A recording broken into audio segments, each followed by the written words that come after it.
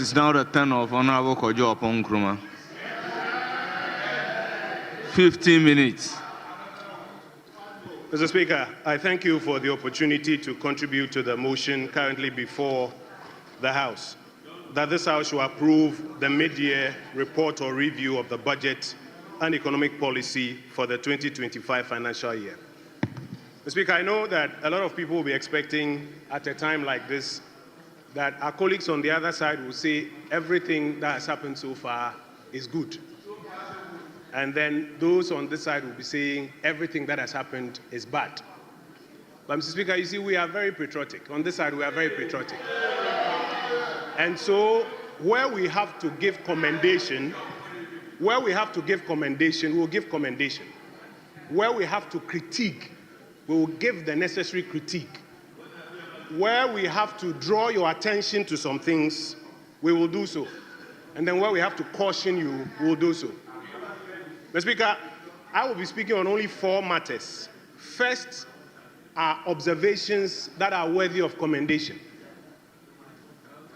If you look at the fiscal program that the Minister for Finance presented to us earlier this year, and you look at the critique that we gave as a side of the House, and then you look at the returns that he has brought to us in the mid-year review, Mr. Speaker, I will commend him for listening.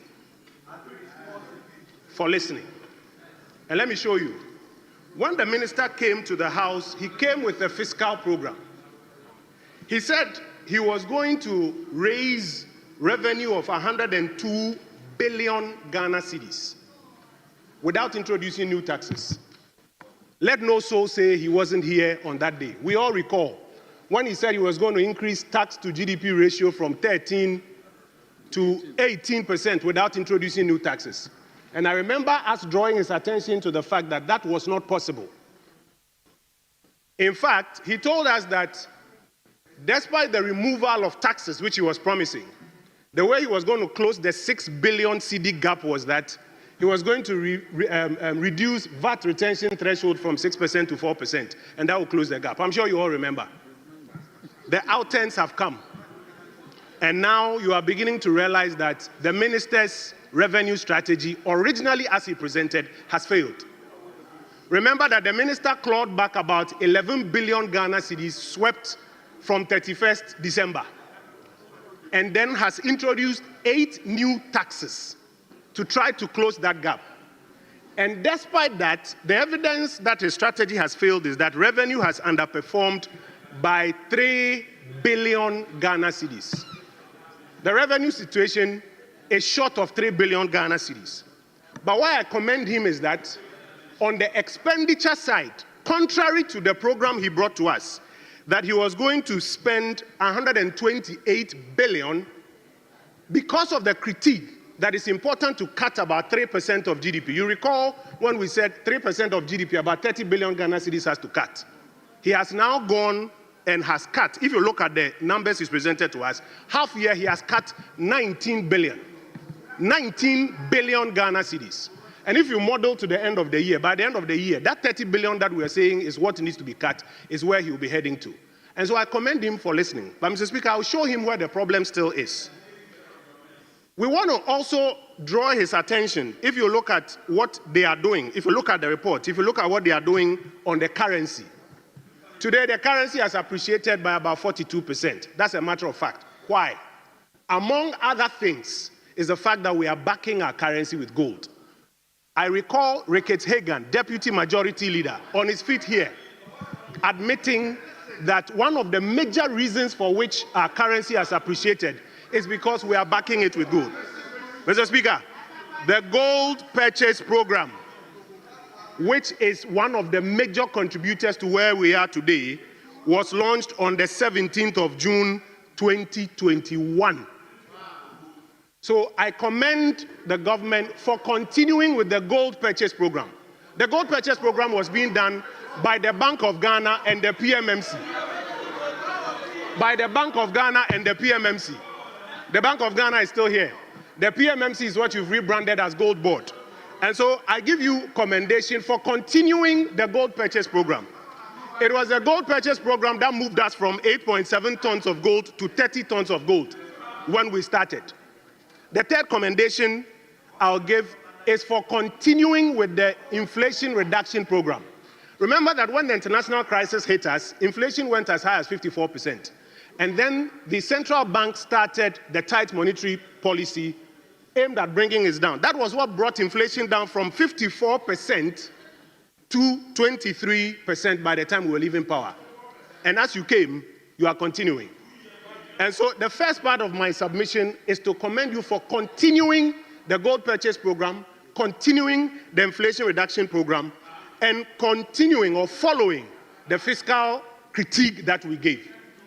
But Mr. Speaker, you see, when we say this government is not spending, sometimes they confuse it for fiscal discipline. I heard the chairman of the Economic Committee, my very good friend, Honorable Afo, suggesting that what is happening is fiscal discipline. Honorable Chairman, it is not. There's a difference between fiscal discipline and a failure to meet fiscal targets. When you program that you are going to raise 102 billion and that you will spend 128 billion and achieve a primary balance of 0.4%, fiscal discipline is when you are able to do that. When you fail to raise the revenue and you fail to spend, that's not fiscal discipline. And because you are not raising the revenues that are required so that you can spend, this fiscal failure, the consequence is that you are failing to deliver on some essential public goods and services. You see, when you fail on fiscal policy or fiscal program, it will hit you in the goods and services and it will hit you in development. My brother, the deputy minister, or my brother, the minister, is asking me such as, I will show you.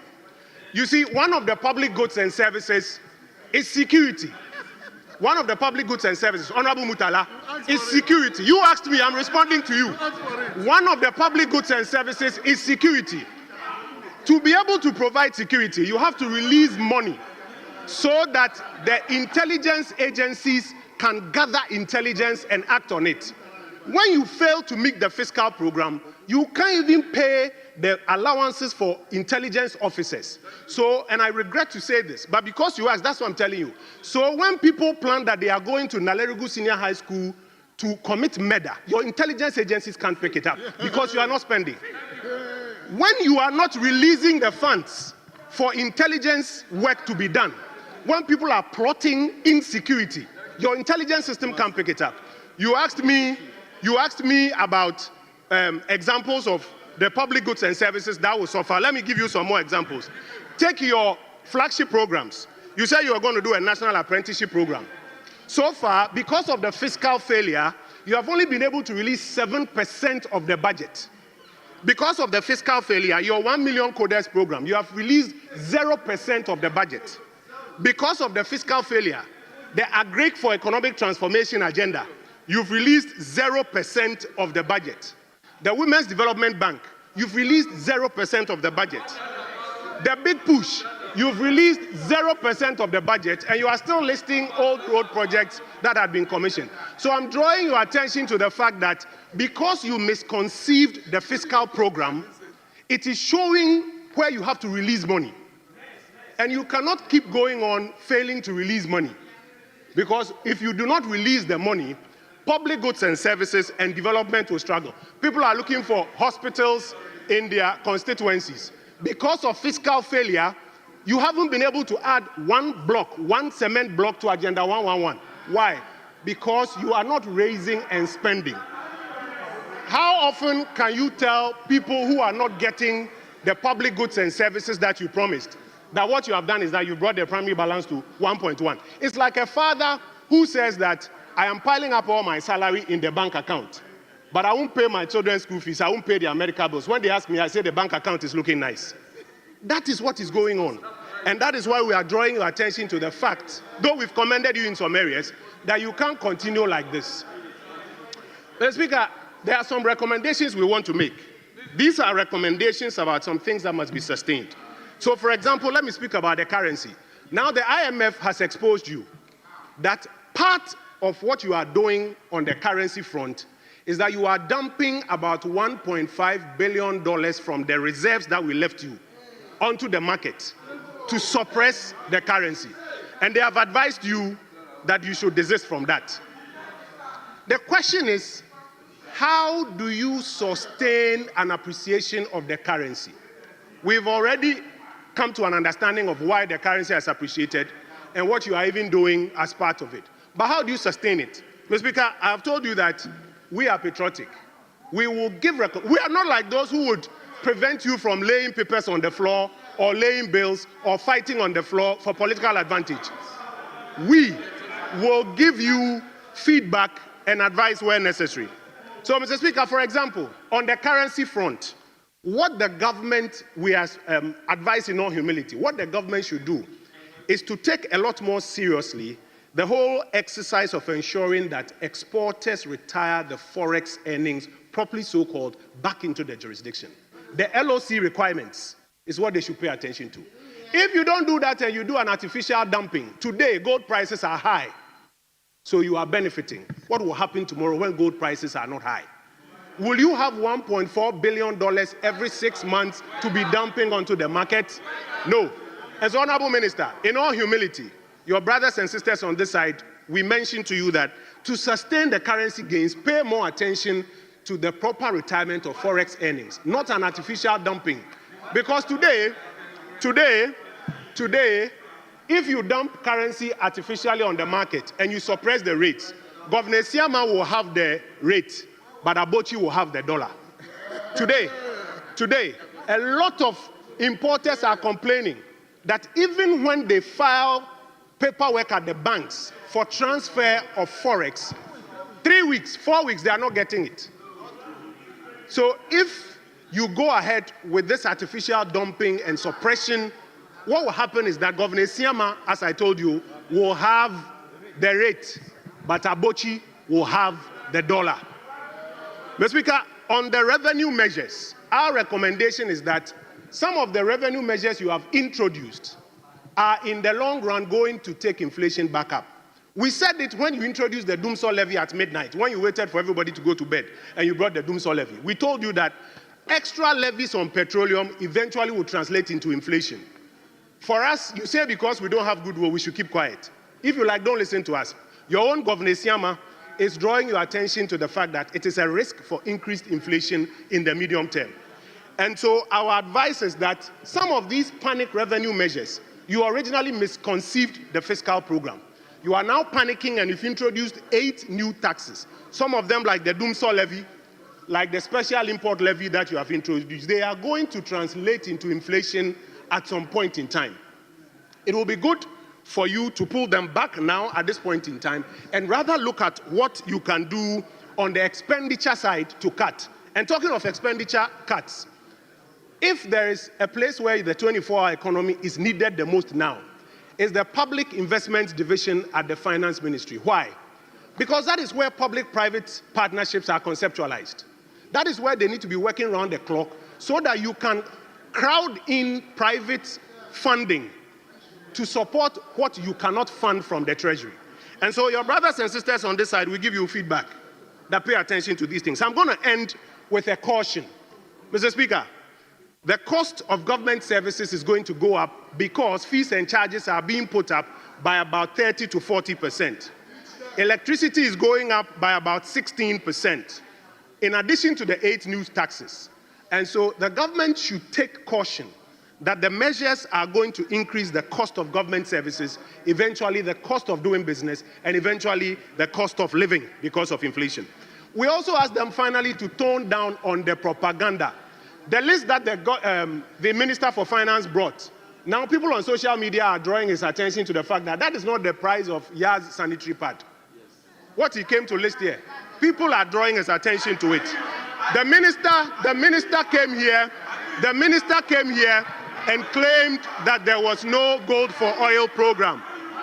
The Bank of Ghana itself concedes that there was a gold for, in fact, if there was no gold for oil program, why did you make the announcement that you have cancelled the gold for oil program?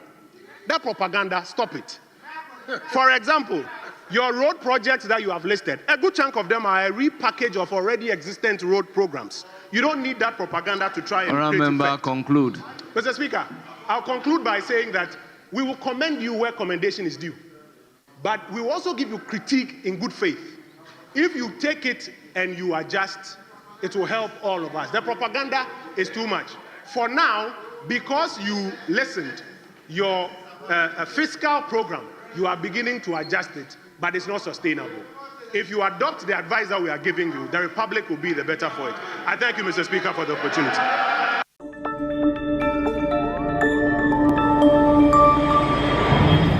Citizen TV, Accra, Ghana. Citizen TV, the citizen's power.